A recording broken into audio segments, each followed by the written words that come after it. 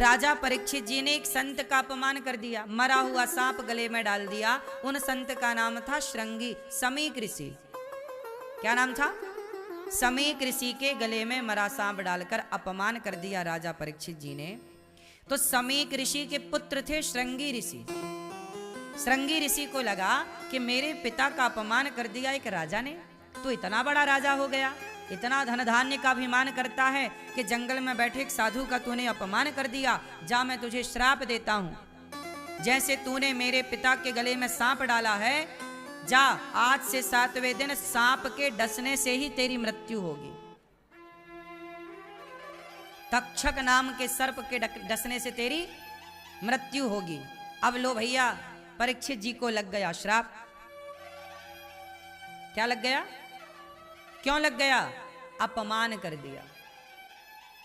इसलिए कहता हूं, अपमान कर, आपने देखो, मैं यदि आपका अपमान करूं तो आप श्राप का मतलब क्या है? श्राप का मतलब ये नहीं कि मैं चुल्लू में पानी भरूं, मंत्र पढ़ूं और आपके ऊपर छोड़ दूं। श्राप का मतलब केवल ये नहीं है। श्राप का मतलब है बद्दुआएं। जैसे आप रास्ते चलते किसी व्यक्ति को 2 थप्पड़ मार दो, कमजोर है, कोई दीन है, दुखी है, आपने 2 थप्पड़ मार दिया, आप बलवान हैं, आपने 2 तमाचा मारा, तो आप वो आदमी भले जवाब कुछ ना दिया हो आपको, लेकिन उसकी अंतरात्मा तो दुखी हो गई ना आपके इस व्यवहार से। या आपने किसी को गाली दे दी, उसने भले आपको श्राप नहीं दिया, लेकिन उसकी अंतरात्मा दुखी हो गई। वह दुख ही श्राप के रूप में आपको मिलता है, वही श्राप है। श्राप का मतलब ये नहीं कि हम आपको चुल्लू में पानी भरें और फेंकें आपकी तरफ, वो श्राप नहीं। यदि मैं आपका दिल दुखाता हूं तो आपकी ओर से मेरे लिए दुआएं, आशीर्वाद ना आएंगी। आपकी ओर से मेरे लिए क्या आएगा? देखो, मैंने तो कुछ नहीं बिगाड़ा इनका, इन्होंने मेरा अपमान कर दिया, भरी सभा में अपमान कर दिया, गाली दे दी, थप्पड़ मार दिया। तो आदमी फिर उसे रात को नींद नहीं आएगी, वो आपके बारे में सोचेगा कि देखो उन्होंने मुझे मार दिया, देखो उन्होंने मुझे ऐसा बोल दिया, देखो उन्होंने मेरा अपमान कर दिया। वो क्या है? वो अपनी ओर से आपकी तरफ क्या भेज रहा है? बोलो, वही तो बद्दुआएं हैं। वो जाएंगी कहां? वो आपका सिग्नल पाके आपकी तरफ तो आएंगी ना। कोरोना बैक्टीरिया, जिसको कोरोना वायरस है, कोरोना का मरीज है, उसके आसपास जो रहेगा कोरोना उसे पकड़ेगा कि नहीं? बोलो हाँ। फिर उसी तरह जैसे बीमारी एक से दूसरे में चली जाती है, ऐसे बद्दुआएं सामने वाले की आप तक आ जाती हैं। इसलिए कहते हैं कि नहीं चाहिए दिल दुखाना किसी का। सदा ना रहा है, सदा ना रहेगा जमाना किसी का, नहीं चाहिए दिल दुखाना किसी का। ये जमाना, ये शोहरत, ये आज के अच्छा समय, ये आज है, कल रहेगा इसकी क्या गारंटी है? बोलो हाँ।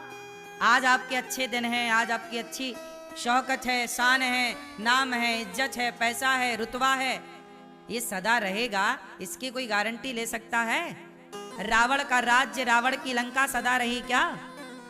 विभीषण का राज्य, बाली का राज्य, बाली का वैभव सदा रहा क्या? बोलो, किसका रहा? इसलिए किसी का दिल ना दुखाओ।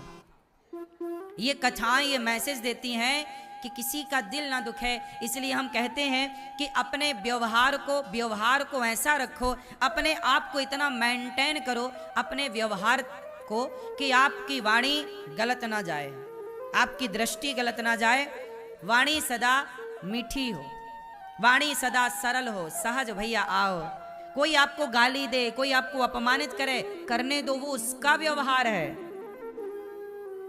हम क्यों आपकी तरह बने? आप हमें गाली दो तो हम भी आपको गाली दें, तो आप में और हम में अंतर क्या रहेगा? फिर ऐसे नहीं होता। आप लोग तो ये सोचते हो कि तूने मुझे 1 मारा, मैं तुझे 2 मारूंगा। ठीक है, ये भी वहां सही है जहां आतंकवादी हो। हमारे भारत में कोई गलत दृष्टि डाल रहा है, आतंकवादी है, आक्रांता है, वो घुसपैठ कर रहा है, तुम्हारी बहन बेटी के प्रति गलत भाव रख रहा, उसे जरूर आप 2 मारो। लेकिन बेवजह क्यों किसी को सताना? बेवजह क्यों बात बात में झगड़ा करना? क्या फायदा है इसका? अंग्रेजों से लड़ो तो समझ में आए, मुगलों से लड़ो तो समझ में आए, भाई से काहे लड़ते हो भैया? पड़ोसियों से क्यों लड़ते हो? परिवार से क्यों लड़ते हो? पाकिस्तानियों से लड़ो तो समझ में आए, बांग्लादेश के लोगों आतंकवादियों से लड़ो तो समझ में आए, भाई से काहे लड़ते हो? परिवार से काहे लड़ते हो? बहू और सास से काहे लड़ते हो?